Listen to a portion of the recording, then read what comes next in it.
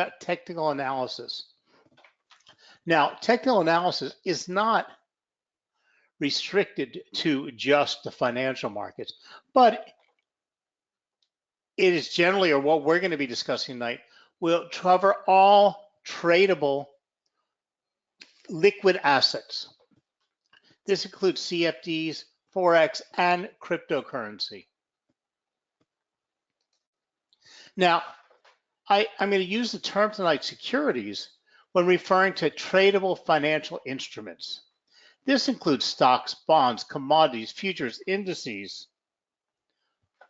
mutual funds, options. While I may imply a specific investment product, for example, I may say shares, which implies the equities, these investment concepts will work with any publicly traded financial instrument. So it gets very, very boring just saying either security, security, security, or if I say Forex, it's just, think of it as Kleenex and tissue.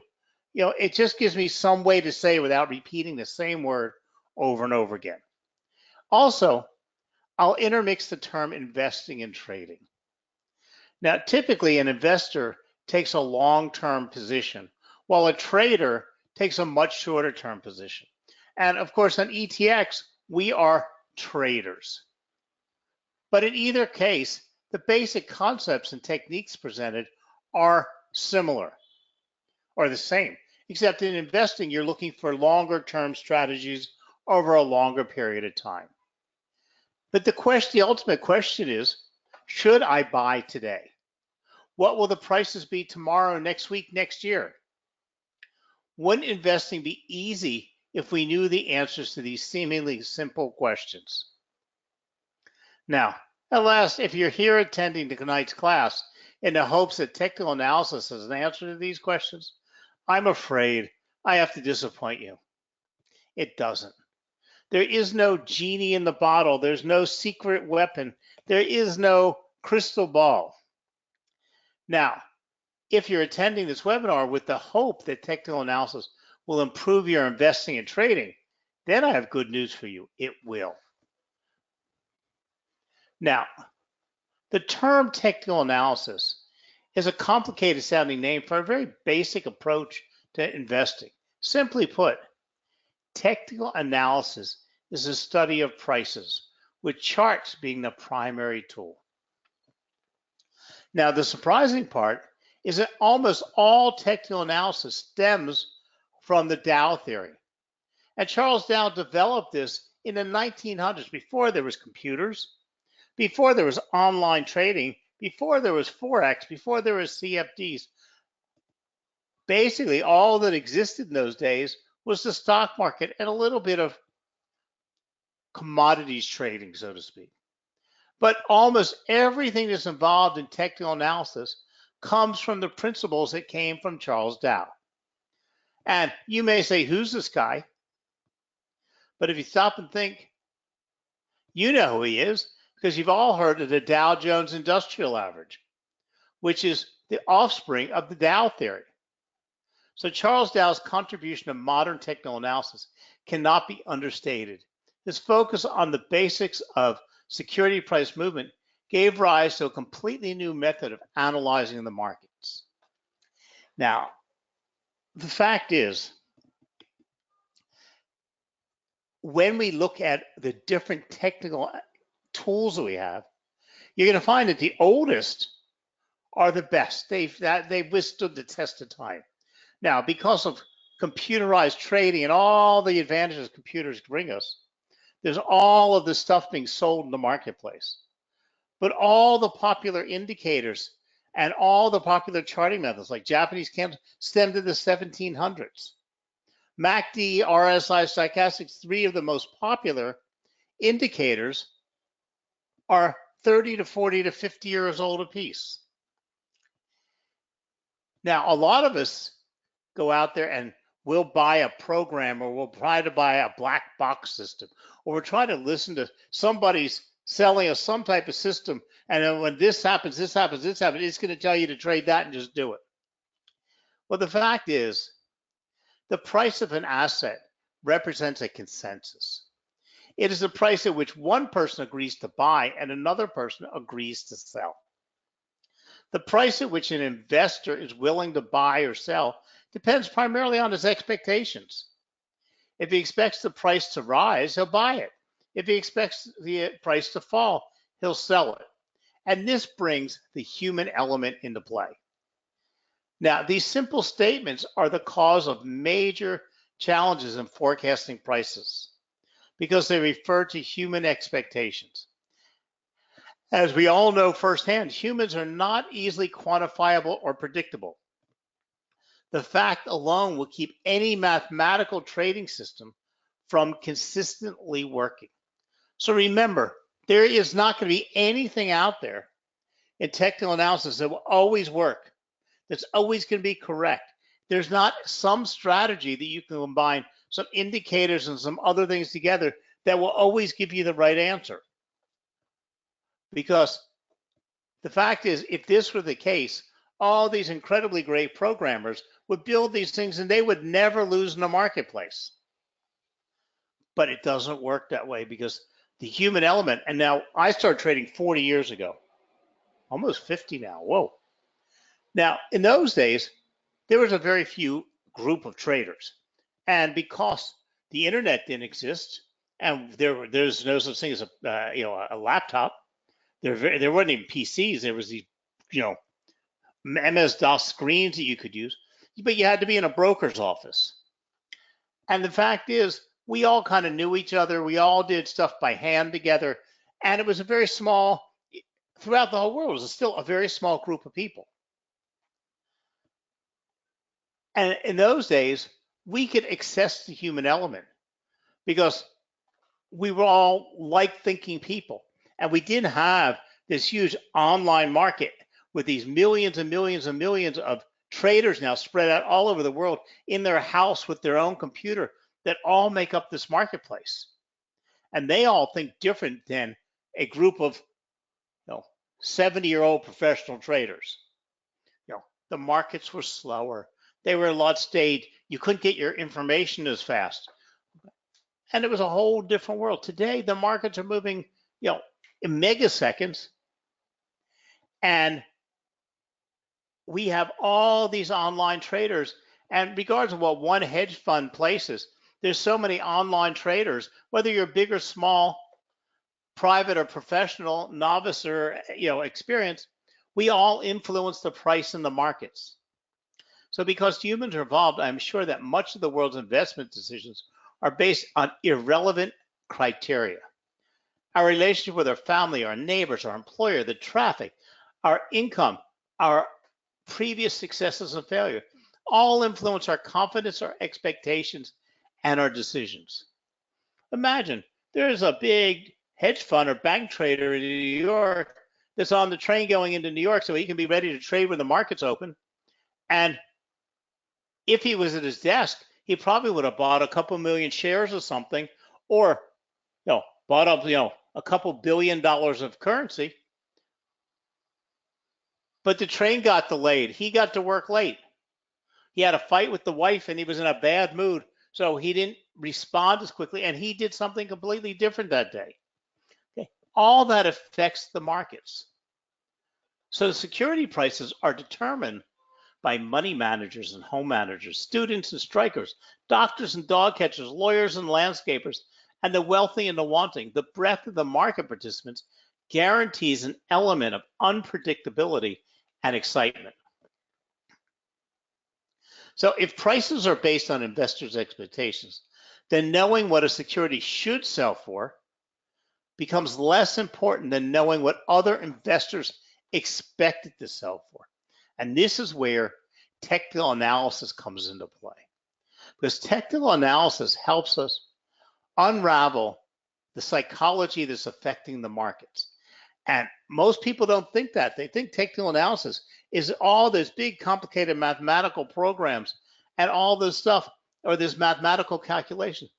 But it really is simply helping us see what the consensus in the marketplace is. So remember that, because ultimately everything is based on price action. Now, In my experience, only a minority of technicians can consistently and accurately determine future prices. However, even if you were unable to accurately forecast price, technical analysis can be used to consistently reduce your risk and improve your profits. And one of the key reasons for using technical analysis, which most people don't understand and don't apply, is it helps us in our risk management assessment and our money management. Because however you determine if Apple's going to go up or down today, only technical analysis will give you an entry point, an exit point, and let you see the actual volatility. Because the technical analysis at its core is anything and everything that happens on a price chart. Some people don't even use the word technical analysis. They just call it chartist or chart analysis or charting. A lot of people, you walk up and talk to them and they say, I'm a chartist. That means they're relying on price action on the charts, whether it's technical, whether it's just looking for similarities or chart patterns, but it all falls into the technical analysis field. So the best analogy I can find on how technical analysis can improve your investing is a roulette wheel. And I absolutely hate using an analogy involving gambling and Forex and CFD trading, because there are worlds apart, except when you stop to think of not the player on the field or at the table, but stop to think of the casino running a business.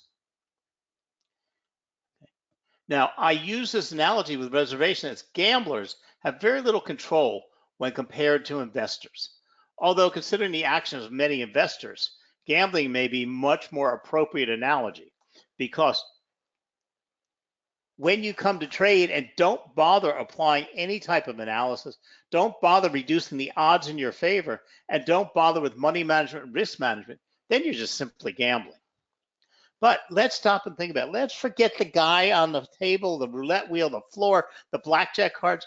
We're talking about a casino. Now, a casino makes its money by moving the odds in its favor, not by cheating, but by simply moving the odds. Okay. So if you think of a roulette wheel, by the casino simply adding the 0 and the double 0, they increase their odds of making money. So similarly, when an investor purchases a security, he doesn't know what the price will rise, but if he buys a stock when it's in a rising trend after a minor sell-off, and when the interest rates are falling, he will have improved his odds of making a profit. That's not gambling, it's intelligence. Yet many investors buy securities without attempting to control the odds. So in all of our other classes, you'll always listen to me talk about a high probability trade. It's not a trade. There's no trade that's guaranteed. You want to increase your probability of having a successful trade, but at all times, minimizing your risk, minimizing your exposure, and knowing when to get out of the market. It is not doing what you had expected. And you're only going to get this from technical analysis. So contrary to popular belief, you do not need to know what a securities price will be in the future to make money. Now you do if you're investing long-term.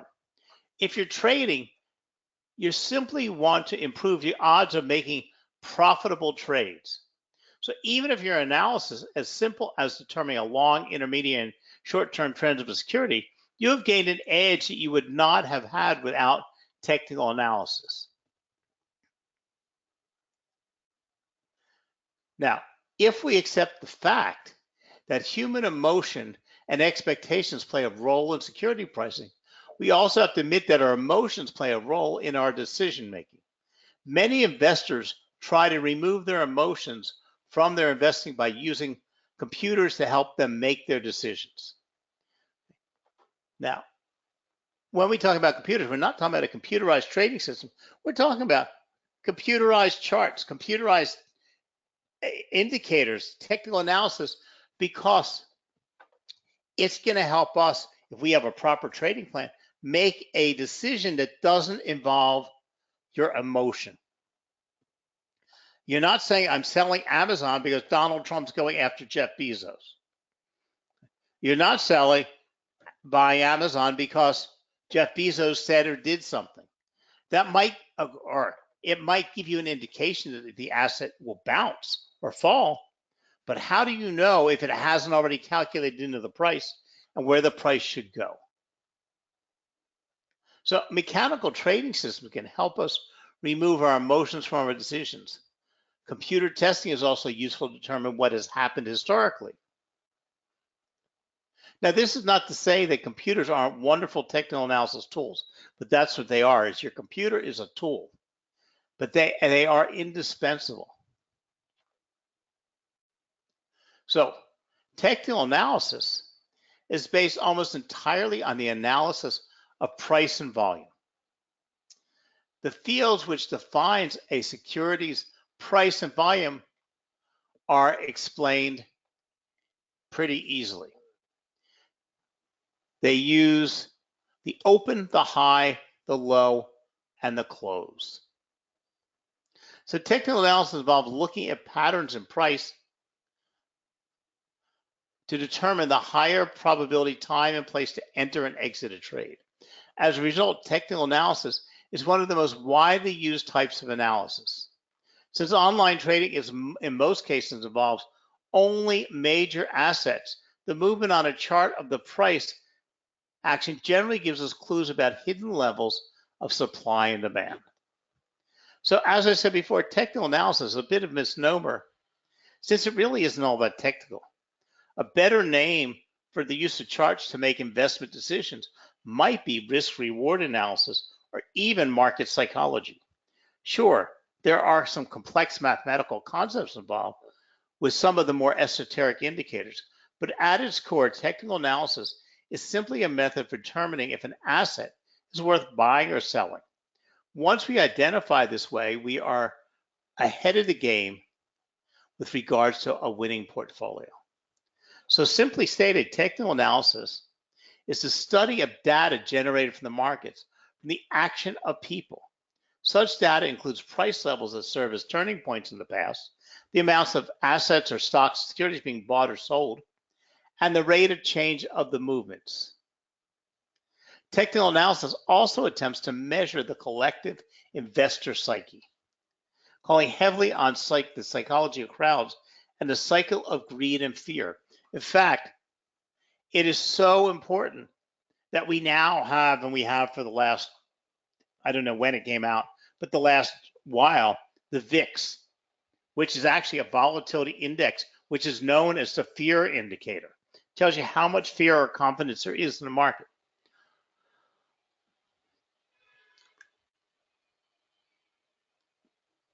Okay, so technical analysis is not the holy grail. Some people don't believe in it at all. Okay, others might just want to call it chart watching. But what they do better than most is make a decision about what to do, buy or sell or hold, based on the probability of the actions of others during certain conditions. In other words, if a pattern on a chart appears, a chart watcher can create a framework for what the market might do if and when price breaks free from that pattern. It doesn't work all the time, but past performance does give an idea of what we will do once we see. Now, many traders don't stop to actually think or do the research to realize that all of these technical indicators, whether you're looking at simple moving averages, whether you're using Japanese candlesticks, whether you're using triangles and head and shoulders patterns, whether you're using RSI and stochastic or MACD or some of the newest indicators come out, they all use just a simple set of numbers. They use the open, the high, the low, and the close, okay, for the period you're looking at, and volume or open interest. That's it. So ultimately, everything depends on price action on charts. Volume or open interest is one of your final keys to all of this, because no matter what analysis you've done, no matter what you're determined to do, if the crowd or the other traders around the world aren't supporting that decision, and volume's not increasing because price is now broken out up or down, that means the traders around the globe don't support whatever you've decided. Or you can also see when major hedge funds have made major moves. You can see, one segment, huge buying or huge volume. Okay. It helps you see what is going on in the marketplace. So the foundation of technical analysis is a chart. In this case, a picture is worth 1,000 words, because basically this is what charting does. It puts all of that action into some easy to see visual format. Now, prices can be displayed in 3 different kind of charts. Let's go over and look at the live charts. Let me pop some up on your screen here.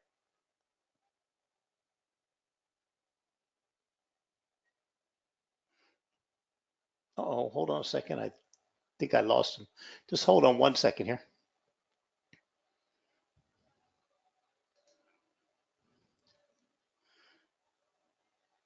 As soon as I can get them up here.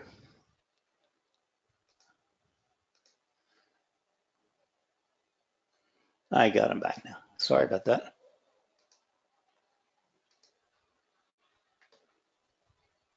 Okay, so what we're looking at is a price chart on gold. It's my standard chart that I use for classes. And what we're looking at is a 1-hour price of gold. It's irrelevant. It's just a teaching chart. But we're looking at Japanese candlesticks. Japanese candlesticks are one of the oldest types of charting in the marketplace. Okay, and they've been around since the 1700s. But charts come in 3 basic formats.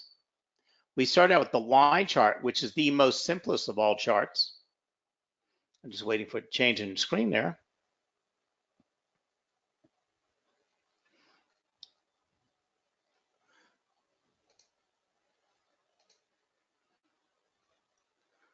Okay, so a line chart, which is basically just gives us a general feeling about the marketplace, but doesn't tell us anything. It's the blue line going across the top.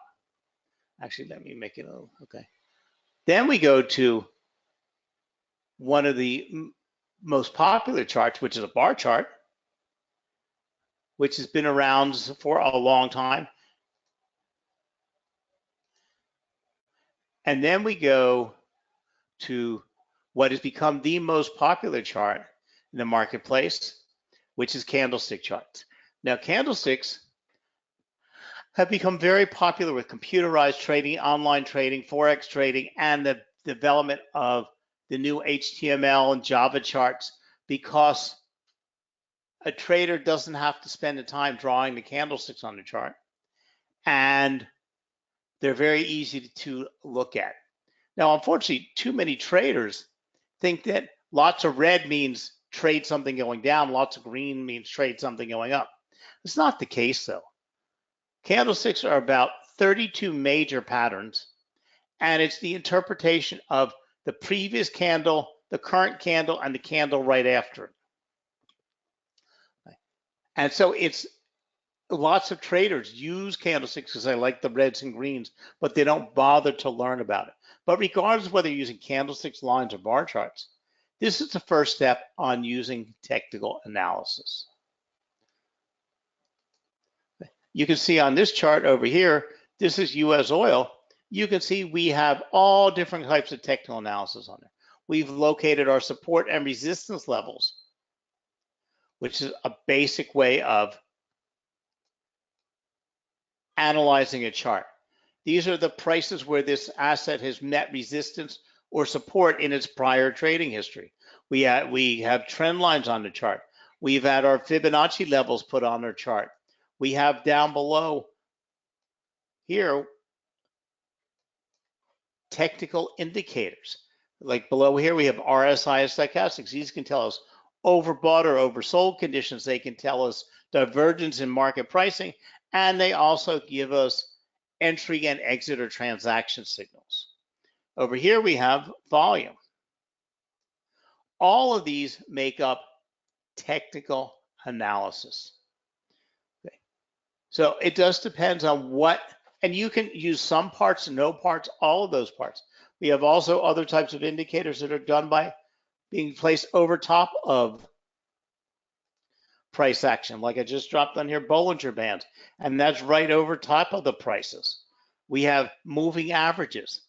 Okay. So there's lots of different things to choose from when we want to enter the field of technical analysis. We don't have to deal with technical indicators.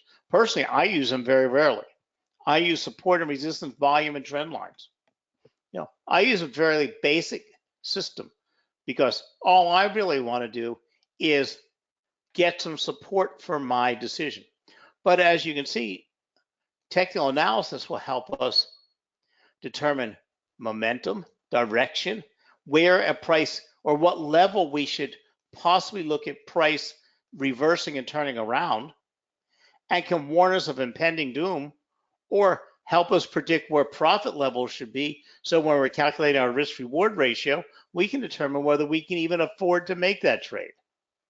So there's lots of ways to use different types of technical analysis.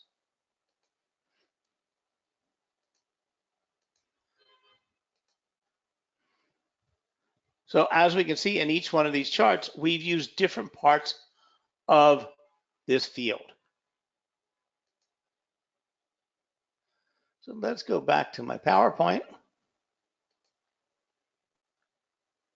So once we've displayed price, decide what chart we want to use. In the old days, we had to determine this ahead of time because you would do all your charting by hand. And even when we got some type of basic computer charts, you still had to usually draw your indicators on. Today, you can flip from one type of chart to the next, or add as many indicators as you want. So you can start out with a line chart, do everything on a line chart, and then simply click on a bar chart. And then if you don't like it, the bar chart, because the price doesn't change, the asset and the bars and the lines don't change, but it's your different views. So, but they all will give you the high, the low, the open, and the close.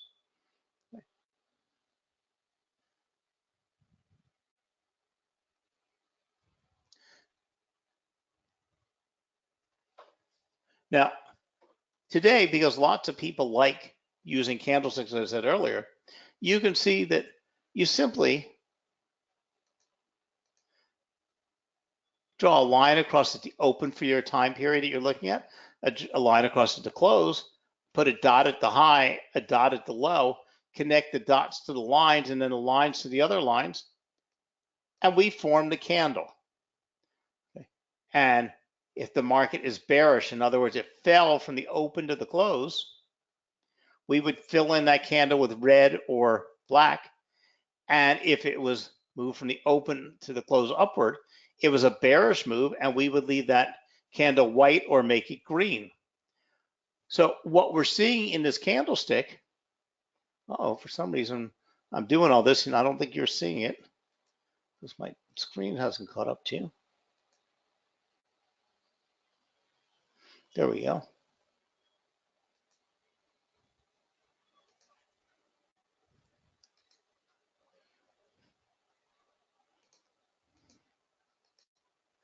So whether you're using a bar chart or candlestick chart, we're all talking about opens, highs, lows, and closes. But by determining the bearish and bullishness of the market, seeing indecision in the movement of the price, we can help doing analysis of what we expect.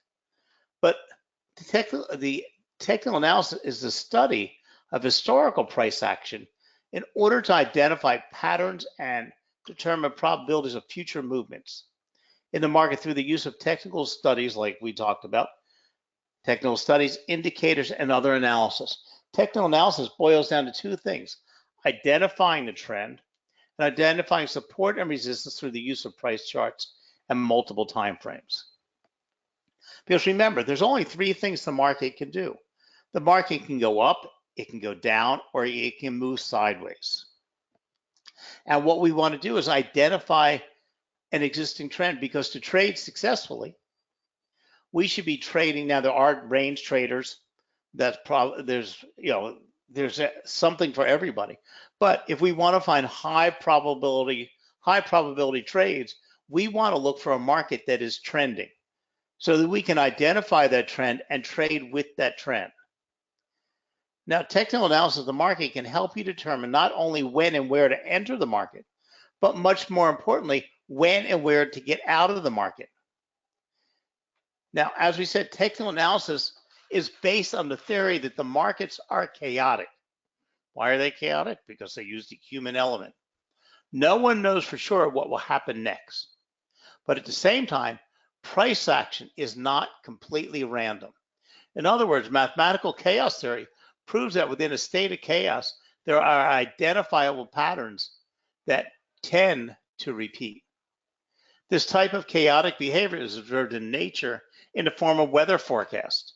For example, most traders will admit that there are no certainties when it comes to predicting exact price movements. As a result, successful trading is not about being right or wrong. It's about determining probabilities and taking trades when the odds are in your favor and reducing your exposure and your risk. Part of determining probabilities involves forecasting market direction and when or where to enter into a position. But equally important is to determine your risk to reward ratio. Remember, there is no magical combination of technical indicators that will unlock some sort of secret trading strategy.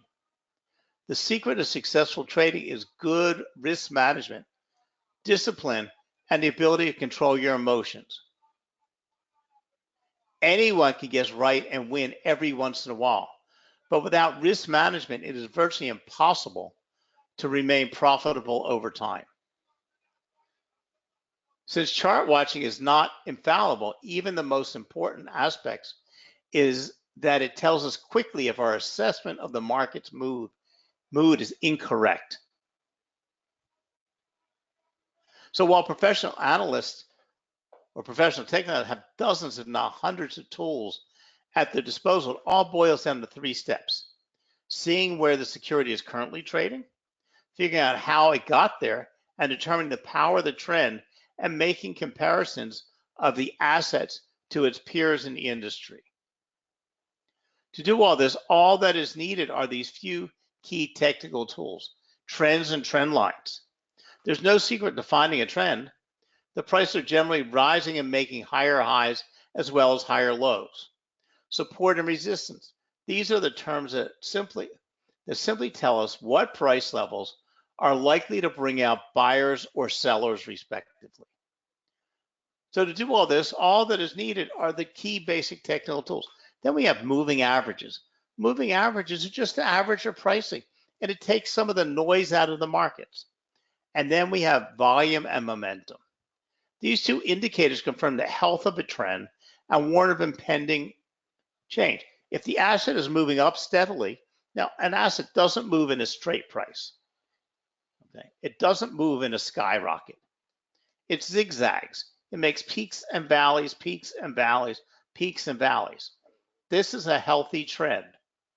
So if we can identify the trend and see that volume is supporting it because the volume is going up or staying steady, that means all the traders around the world, and it continues to have momentum. Momentum is like you shoot a rocket in the air. Think about trend line as a rocket shooting up into the sky. You know, at some given point, it's going to lose its momentum. Gravity is going to weigh down on it, and it's going to slowly slow down, and at some point, it's going to flip over and come back down to earth. Well, that's the same thing with the markets. Now, we can sit there and watch it go up, go up, go up, go up, and use our simple technical tools to try to figure out at what point what exact precise is going to particularly flip over. But you'll never do that because there's too many circumstances, too many factors. But if you can see that the momentum is waning and is starting to slow down, it might tell you that the course of action is about to change. So you might want to exit the market at that point. Or if you're waiting to enter the market, you might want to wait. Okay, the momentum's waning. We're going to wait for it to tip, and then we're going to enter the market. Okay. But volume, momentum, moving averages, support and resistance, and trend lines give you basically all you need to start out with your first bit of technical analysis and a trading decision. So the first part of getting involved in technical is learning to read the charts. But now that you have the theory and the tools, okay, you need to start with some ideas of actual buy and sell decisions. Now, you're not going to master this. You're not going to learn this tonight in one class. And we have all kinds of classes. We have whole classes, 1 hour classes on trends. We have 1 hour classes support and resistance. We have 1 hour classes on risk management. We have an hour class on Bollinger Bands, an hour class. We have a 2-day class on just Japanese candlesticks. So you can come to all of our classes and learn how to do this. It's not difficult, but it takes some time and some effort. So I'd like to thank you for supporting ETX. Thank you for joining us tonight. And hopefully we'll see you in tomorrow night's class. And we'll get you moving along successfully with technical analysis. Good night now, and thank you very much.